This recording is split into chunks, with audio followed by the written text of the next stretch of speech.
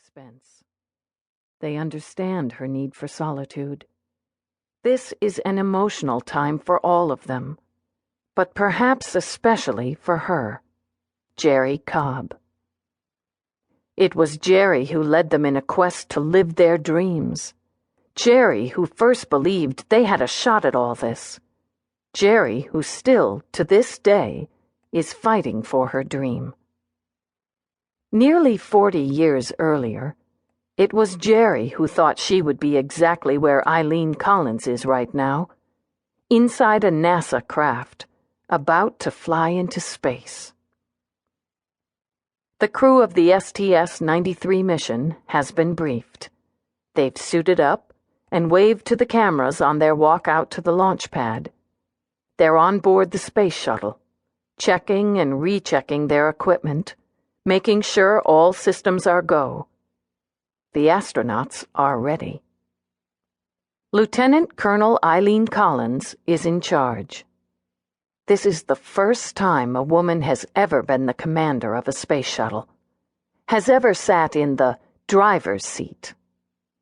The thousands upon thousands of spectators who have come to get a glimpse of the action line their cars along the sides of the highway all around Cape Canaveral and crowd onto the beaches.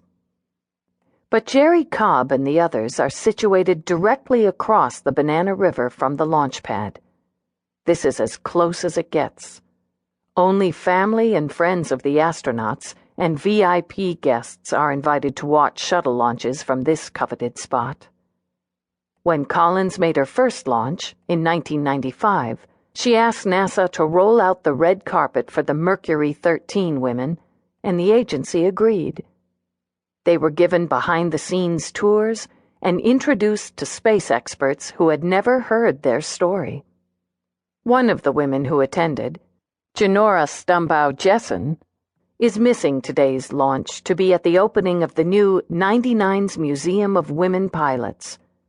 But many other women pilots are here, including Women Air Force Service pilots, WASP, the first female pilots to fly military aircraft during World War II, Whirly Girls, the first organization of female helicopter pilots, and pioneering air race champions.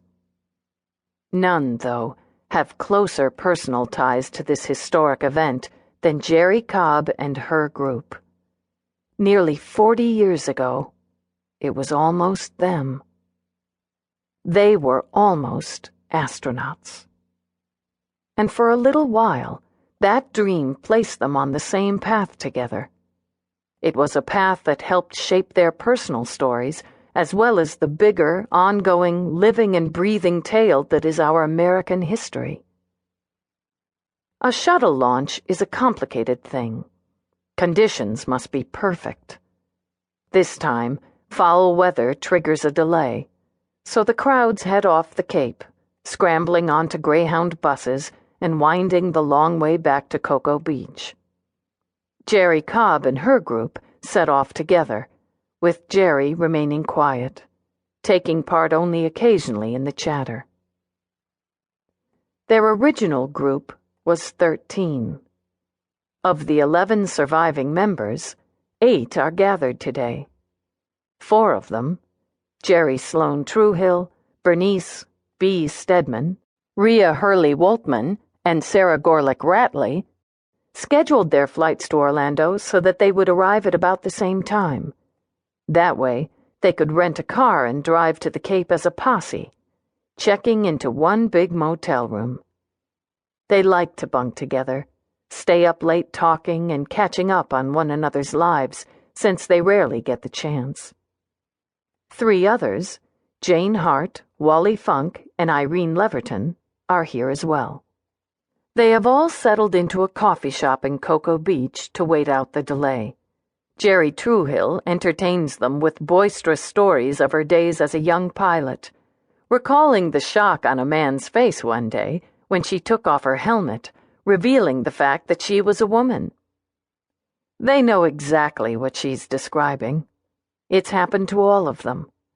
They laugh along with Jerry, caught up in her infectious guffaws. You don't have to wonder what Jerry thinks about things.